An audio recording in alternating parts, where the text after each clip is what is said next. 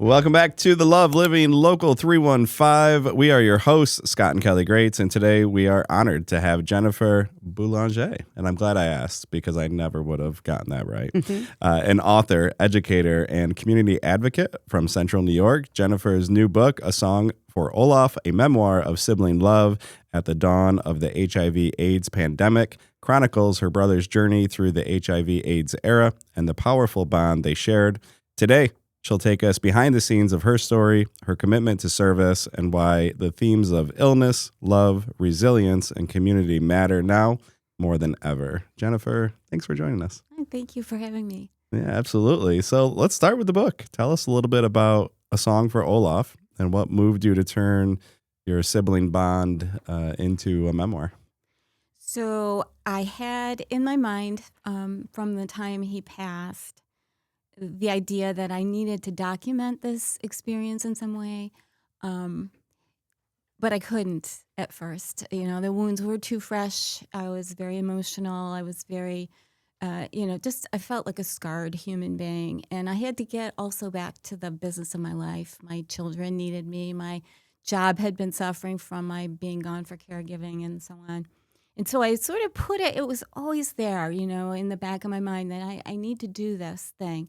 Because I couldn't just let him die. I needed for people to know him because he was so beautiful and vibrant and giving and sweet a human being. And I wanted people to fall in love with him. If I could bring him to life on the page, that maybe people would be more apt to defend people like him and to stand up to bullies and haters who were discriminating against people like him. So I waited and I thought about it, and I was busy working, and my kids were in college and the whole thing. And then finally I retired and I was home, and COVID happened. And the scenes on the television of the people, it was the people that weren't allowed into the hospital that clicked for me. Oh my gosh.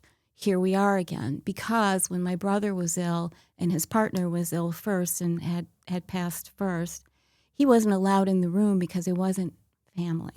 And it just hit a nerve for me. And I started writing then and wrote a lot during that time because I couldn't do much else. Sure. We were home and whatever.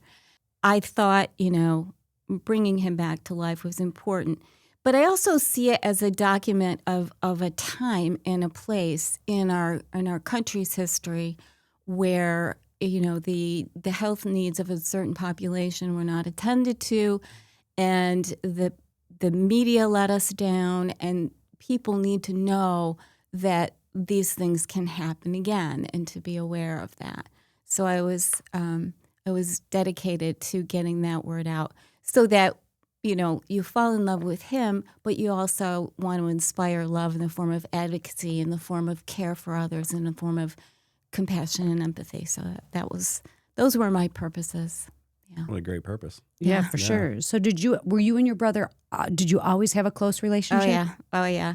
Yeah, I was just putting together this PowerPoint that I'm going to do at MV for World AIDS Day, and I've got pictures of us, and it's just every single picture we're joined at the hip, we're embracing, we got our hands together. I've got my arm around him. He's got, we were always very close. He was very protective of me. He was my mentor. He was the one that gave me all the books. It's why I love literature and why I became a teacher, why I became a writer.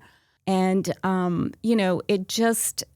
we just had an unusual closeness, I think, and it lasted our whole lives. And then when he, finally came out to me and told me the story of, what had happened to him, because, of course, he was born in 1951, so you can imagine coming of age at that time and the struggles that he went through just coming out and the feeling of being in the wrong place. I mean, we're in a very conservative community in Rome, New York. It's an Italian-American family, very Catholic. It was a very difficult thing for him. And so we became even closer, as adults, even though we were living in different cities. How many Yeah. years apart are you? 3.5. Okay. Yeah. And other siblings? No. So none. just the two of you. Okay. Yeah, just him. Yeah. Yeah. So let's talk about that. Obviously, he's clearly central to the story. But how would you describe his personality, the relationship you guys shared beyond the illness? Yeah. Well, he was I mean, he was gifted. He was an extremely talented human being. He was very creative. He was musical from the time he was a small child. He was always he had this enormous Hammond organ that my parents bought him, and he learned to play it. And it took over the whole living room because we had a small house. So my dad had to go down to the basement if he wanted to watch TV because it was music all the time.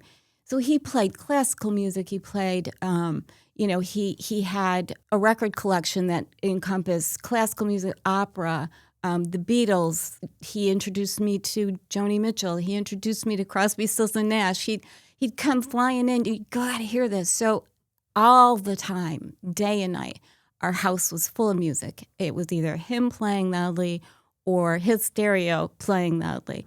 And he became also a singer. He got a Master of Fine Arts, and he was in the Chicago Symphony Chorus. We went to Carnegie Hall to see him there. It was one of the best experiences of my life, and I write a whole chapter about that in the book. Very joyful experience for our whole family.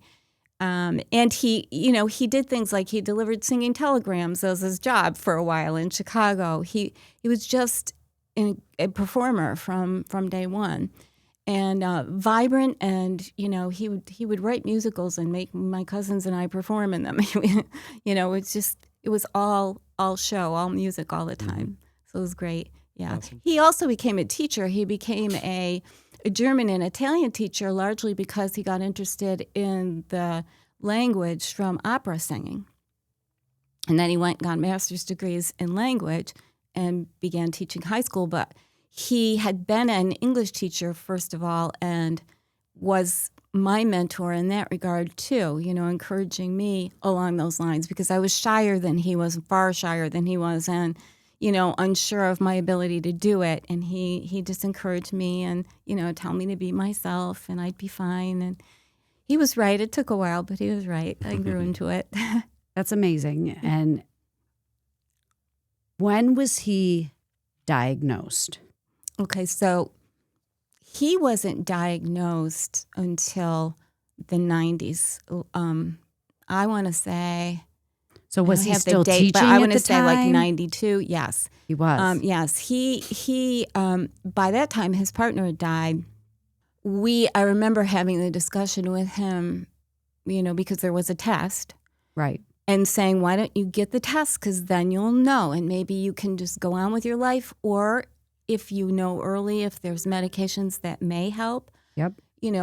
And he was adamantly opposed to having the test because people were losing jobs and Discriminated against, for right, sure. being evicted from apartments and everything else. And he was just, no, I'm not going to do that. So it wasn't until he really started to become ill himself that he finally went and got tested, and then he, started on some Treatments? medications. Yeah, it was called the cocktail back then. Mm-hmm. Yeah. So he was teaching, and then finally he called me one day and said, "I have to retire because I just can't keep it up anymore." He was exhausted. He was just unable to function. And gets to that point. So there's layers to this, and as you're writing, right, you're writing these memoirs, and as to your brother, for your brother, keeping him alive, but there's a bigger story here, right? Yes. And some of the words I jotted down here, about society, health, stigma, service. Yeah. How challenging was it for you to honor your brother, but at the same time shine a spotlight on these important things that everyone needs to dive deeper into? Yeah. I had a struggle with it in the beginning, and perhaps that's also partially why I postponed writing it, was because he never really came out here locally. And if you notice, his real name is not in the book anywhere. And I did that intentionally because I felt that it wasn't my it wasn't my my place to do that for him. I wasn't sure how he would feel about it, you know. I think it was a struggle there in terms of that coming out story and kind of, you know, our whole family being in the story and the reactions and so on. So there was that part that was a bit of a struggle. And then, of course, you know, you're writing about disease and you're trying to write in some way this joyful book because this was a joyful person. But you have to also face the horrors of the disease. You have to talk about the wasting. You have to talk about skin covered with lesions. You have to talk about fevers and night sweats and pneumocystis and blindness and all the things that go with AIDS. Because if we don't remember that real suffering, then we're more likely to just turn our backs on the people who are now infected and who were, a few months ago, getting help from the United States to get the medicines that they need, especially in underdeveloped countries. So, you know, I think it helps to inflame our advocacy and our work in that area. It's got to be extremely difficult to stay positive. And I feel like that's the work that you're trying to do. You're trying to take your brother's story and hopefully turn it into something positive that other people will not have to go through. Yeah, that's got to be a struggle. I mean, how do you try to stay so positive? Well, it's very difficult. You know, I feel as if there are all these myths about grief. You know, there are you read these books and, well, there are stages and you're just at this stage or at that. No, I don't believe any of that. I believe that grief is ongoing. There are days that I wake up in tears as if it just happened. And it's been years and years, you know, over 30 years. But I think for the most part, the way that you go on is you say, what can I do with this that will make a difference, that would be something that he would want me to do, that would be something that would bring to some other family some relief from the kind of things that we experienced. And so that's what I try to do. It's why I wrote the book. And it's also why right after he died, there was in Utica an AIDS coalition. In fact, they were the ones that gave me a referral when he finally did move back home for care to a doctor at what was then SUNY. It was Upstate Medical Center then. And he got some really good care there. So, I mean, I went after he died and I did their newsletter for a while, you know, and tried to do positive things. I did fundraisers. My college, MVCC, was very kind and let me do fundraisers for World AIDS Day. You know, so I kept it going as much as I could while I was working as well.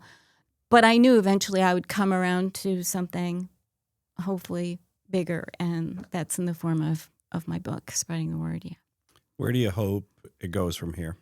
Well, from here, so as I said, I'm doing a presentation at MV on December 1st, which is World AIDS Day. They have some of the panels, you know, the quilt panels that will be on display, and then I'm going to talk a little bit about the book, but also about the state of AIDS research and support today, and also the history of the movements, the activist movements that finally resulted in the medication being available to people. And people, my brother missed it by a year.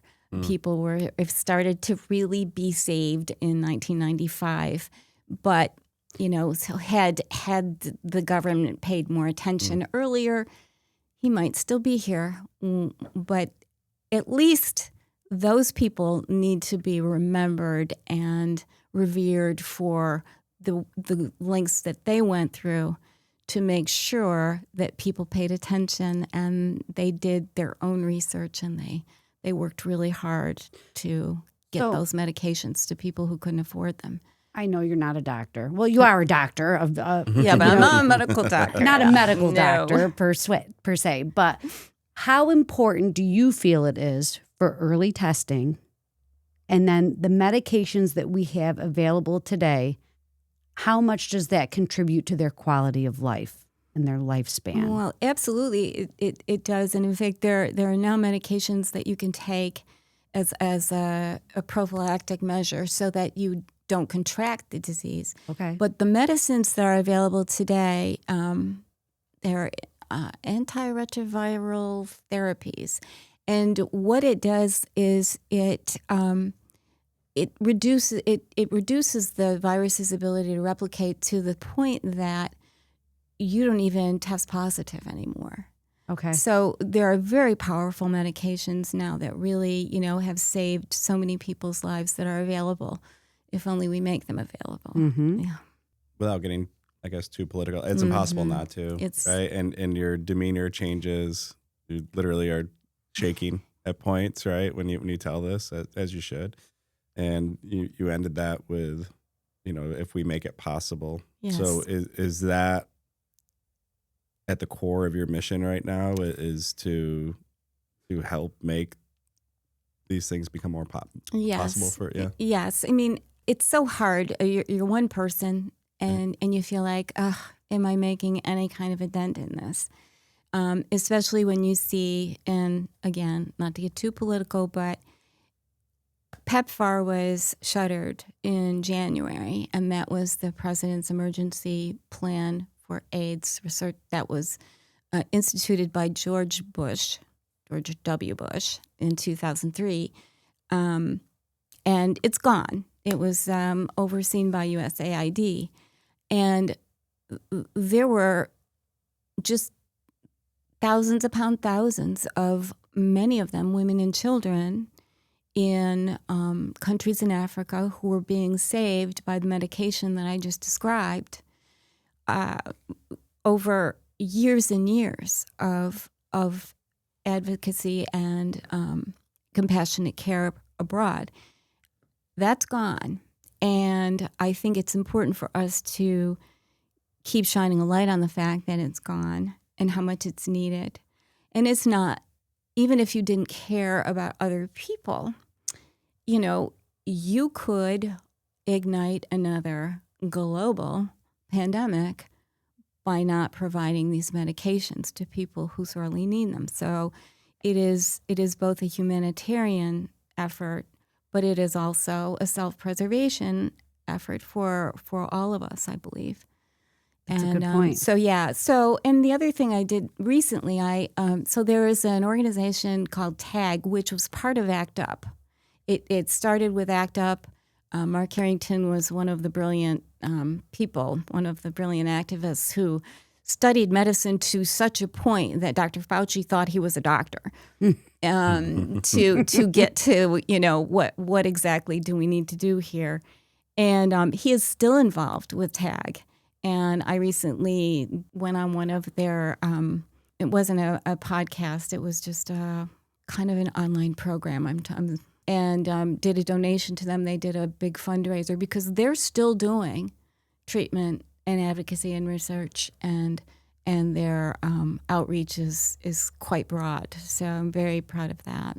So what impact do you hope your book or this conversation will have on how people today think about HIV/AIDS and research and how important community care and outreach is? Yeah. Well, first and foremost, I mean, this is a disease caused by a virus.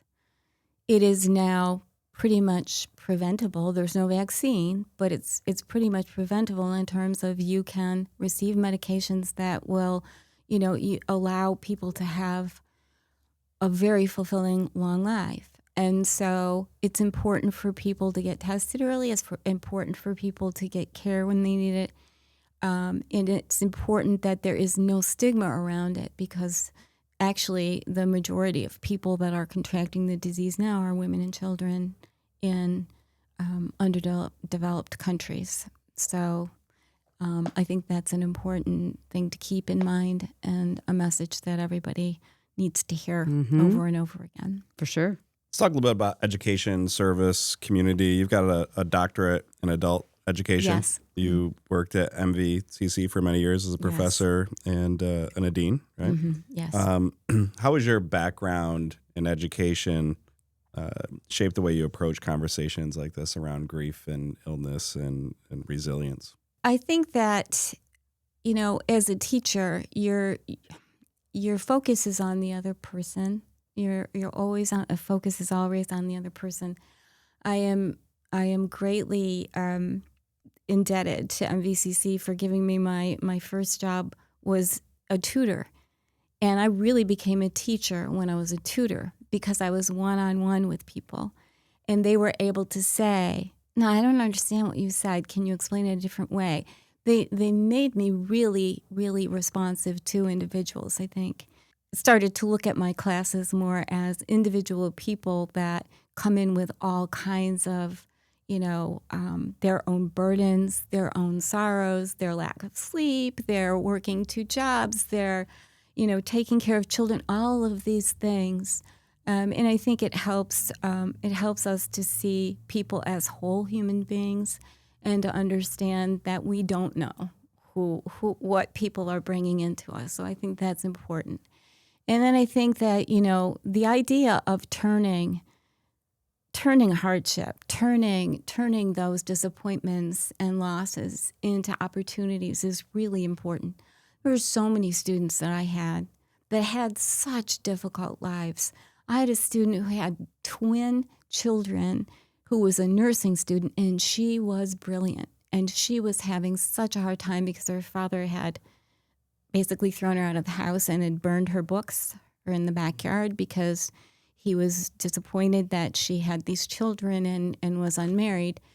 And she was trying to feed her children while going to nursing school, and she worked for us in the Learning Center. And I just see that, people can take those really horrible experiences and turn them around if they just have this perseverance. So it's a lot about individual coaching and mentoring and just being kind and listening. Yeah. It's a central theme, right? Yes. Just be a good human, be kind, Yeah, be a good be understanding. Be a good human. Be a good human is the first step in being a good teacher. Yeah. That and hardship. A lot of times when you go through hardship, it makes you a stronger person. And then I feel like those people pay it forward and will keep the I don't even know, the truck Kindness, going, yeah. the kindness going. Yeah. Like Yes. we truly are. And especially for teachers, they say that like if you can make a difference in just one child's life, Yep. you've done an amazing thing. Yeah. Because you could have turned the course of their whole life just by being that positive person and that one thing that they need.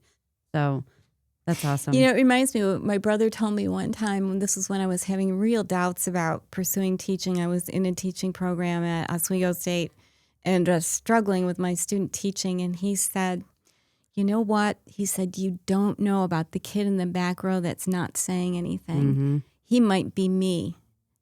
He said, "He might be me. Think about that. And you don't know the effect you're having on him because he's too shy to tell you that what you did made him feel seen." And it just stuck with me. Well, if I'm talking about it now, what was I, 20 years old when he said that to me? Right. So 50 years later. So looking back, is there a turning point moment in this journey that made you realize you need to tell this story? You need to write this book? Like I know that after, your brother passed, you had said that you thought this was something you wanted to do, but you knew that you were too, you were grieving and upset. Was there a point where you're like, I'm going to do this? Yeah. After I retired, I kept messing around with it, and I'd start writing something, and then I'd do something else for a while. But it was really, it was COVID. It was being shut in, and it was seeing those scenes on the TV that got me thinking, this is when I need to write this. But I have to say, so even while I worked at MV, I was always the one that wrote the stuff, It's like when there was a writing. And I just, earlier in my career, I wanted to be a journalist. And I've always had that kind of feel for writing. And I don't feel fulfilled unless I'm writing something. Lately, I've been writing articles more than I have been, writing a book. I'm toying with the idea of another book, but I always wanted to write. I think that was always it's like in my DNA. And I how was believe. the process for you? Because they're your stories, so it's got to be difficult through the editing process and getting feedback and what do you change? What do you not change? That's got to be tough. Yeah. Well, I worked with a writing coach that I found through Gotham Writers. Her name is Elizabeth Cohen. And she was relentless in a good way. She would not let me get away with the I did this, he did that kind of writing. She would say, no, you need to write scenes. You need to, no, this is not right. Go back and rewrite. And she would say to me sometimes, step away from the computer and go read some poetry. Just, you need to clear your head. And it was brilliant. And I found her because she had written a book about, she had moved to Binghamton, New York from New York City, the big transition, with her husband. And then her father had Alzheimer's and moved in with them. And she had just had a child. So she had all of this happen at once. And then her husband left her. She wrote a book about that experience of those years taking care of her dad. And it was beautiful. It was poetic. It was not a book that made you feel, I feel so sorry for her. I feel bad for this person. Because she made it was so amazing. The child started acquiring language while the father was losing it. And somehow they found a way to connect. And I just, that was how I found her and went to her class and then, asked her to be my writing coach because I thought, I want to write something like that really touches people without making them feel as if, this is a pity party, and it's hard to do. It's hard. It's hard. But she was responsible for so much of the good of that book. And when she said to me one day, she wrote in the margin, I love Olaf. And I went, I did it. That's awesome. Now I got it. That's great. Now I got it. You and I are very similar. I have a journalism degree. I never once wrote for a newspaper. But writing is in your DNA. And I always consider myself a decent writer until I started working with a professional writing team. So your Marianne Evans was that for me. I was excited to get on our weekly calls, but also dreaded it because I knew she was going to rip apart everything I submitted. But to your point, in a good way, where it's like the way they story craft to engage a reader, it's brilliant. There's such an art to it. So I'm excited to dive into your book and see how that came out. I want to quickly go back to all the work you're doing in the community. So you serve on the board for the Center for Refugee Resettlement, Whitney's Legacy Foundation, which is about women's empowerment. What meaningful work is happening in these organizations and how can listeners get involved? I've been involved with the Refugee Center since 2009. My wonderful president, Randy Van Wagner, suggested. And I've been there ever since. I started out, so when I started out at MV, I was a tutor, but I also taught English as a second language. And I came to appreciate so much our refugee students. They were so hardworking and so appreciative of every little thing that we did, So that's how I got involved. And I'm very proud of that association. The center is an amazing operation, despite the fact that we now have almost no arrivals with the new determination of the number of refugees by the president of the country. That group of women that run that place have written grants. They have done all kinds of outreach so that they are doing services like employment services for so many of the local businesses looking for skilled labor, looking for, people who will show up to work and do a good job, and all of the qualities that I've just described and that were in my refugee students. They come to the center for those recommendations. There are ESL classes going on there. We do health clinics, so we do vaccination clinics that are open to the public. All kinds of services for the refugees that we have still in our community, and certainly immigrants as well. October 30th, we had a big health conference. So we had presenters on Alzheimer's, on the effects of social media, on mental health, just a variety of speakers. And had probably 100 visitors to that. And so they're doing all kinds of great work, despite the fact that, we are not seeing as many refugees coming into the community right now. My first teaching job, it's so funny. It brings me back to my first teaching job that I got in Northern Virginia.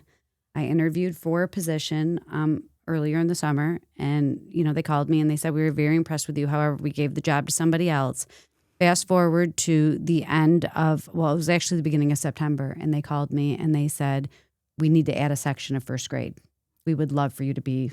So we literally just packed our car. 2 days. And drove there. In my classroom, I was in Manassas, Virginia.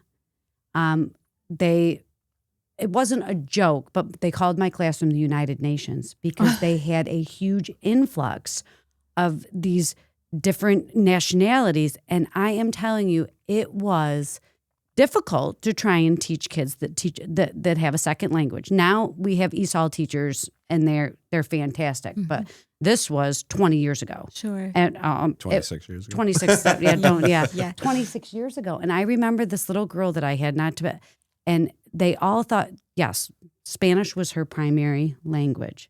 But I knew there was something more with this little girl, that it wasn't clicking.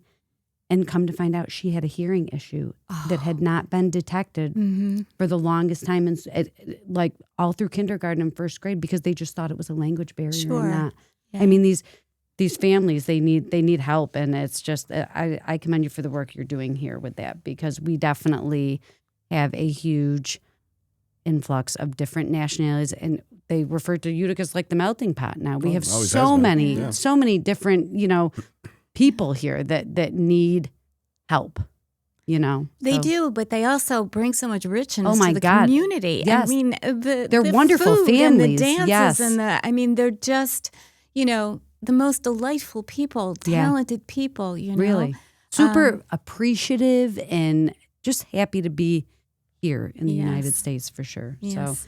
So another thing that I think I read in your job form is about ectopic pregnancies too. So You want to talk about that? Yes. So I'm on the board of Whitney's Legacy, which is a foundation that we started in honor of Whitney Grogan Vega. She was actually a student at MV, but I knew her since she was a child. I've been friends with her mom since she was a child. And so I watched her grow up. And then when I was at MV, it happened that I was her dean in the school that she was in. So, we became even closer, and I would do things like write her letters of reference and so on. Whitney died in 2023, December 12th, of an ectopic pregnancy. She did not have the usual symptoms. She just had extreme nausea, so she didn't recognize that what was going on was the ectopic pregnancy. And so, by the time the ambulance came, it was too late, and we lost her. And she was 32 years old. Her mom and I have become even closer as a result of having lost her. And we got together with some other really wonderful community members and started the foundation. I don't have her mission statement down in words, but I can tell you it's based on these principles. What would Whitney do? Because Whitney was a relentless advocate for the underserved. She would go out of her house every day and bring a meal to the homeless person down the street. She was all about standing up for those who were treated unjustly. She was brilliant. She had just finished her master's degree and gotten the job of her life as a medical researcher at the Children's Hospital in Philadelphia. I mean, 3 weeks she was on the job, and then she passed. And I had written her a reference, and we were going back and forth. In fact, it was Thanksgiving time, by text, and she texted me to say that she had gotten the job. So it's a huge loss to us. But again, doing what we do with grief, as sad as we were, we tried to turn this into something positive. And so we started the foundation. We're working on, for example, on December 12th, we're going to work with Robert Bojanic in Rome, New York. He does this enormous food drive. I think it's the first or second Friday of every month. This past month, I think there were 800 families served. And so we're going to do a donation, maybe go shopping and see if we can get someone in the foundation to help out with that. We also support women who are in states where they might get turned away from hospitals because the doctors now are afraid to perform the kinds of treatments that are needed for ectopic pregnancy and sometimes miscarriage. Mm-hmm. So we're working with a company that transports them to a friendlier state where they can get the care they need. And we are planning a big music festival this summer, so pay attention to that. We're hoping to have it at Woods Valley Ski Area, and it's going to be called Woodstock. Nice. So, yes, and it's going to be a family affair. We're going to have lots of kiddie stuff as well. Keep us posted. We'd love to help you promote it. Yeah. I will. We end all of these. This one's a tough transition. We had a very rich, meaningful, needed conversation with you today, Jennifer, but we end with some rapid fire questions, and we'll hit you with those and wrap this up, all right? Okay. So let's talk about, I hate one word, but I'm going to ask you one word to describe your brother. Vibrant. Okay. Favorite place in central New York to recharge? Oh, home. I'm a homebody. Need my fireplace, my book. You kind of just answered this one, but favorite way to give back to this community? All of them. Well, and you do plenty. I guess the writing and the response of people. So the book. Writing at night or writing early in the morning? Early in the morning, but not so early that I haven't had a few cups of coffee. So early, yeah. A phrase you tell yourself when a task or moments feel overwhelming? Olaf would tell me to be myself and keep keeping on, so I do. Yeah. One book every listener should read this year. I have so many favorites. I love this book that I read recently called My Friends.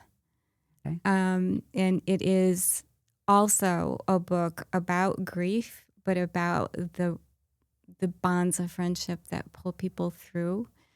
And it speaks to the feelings of grief so profoundly that I think it's a beautiful book.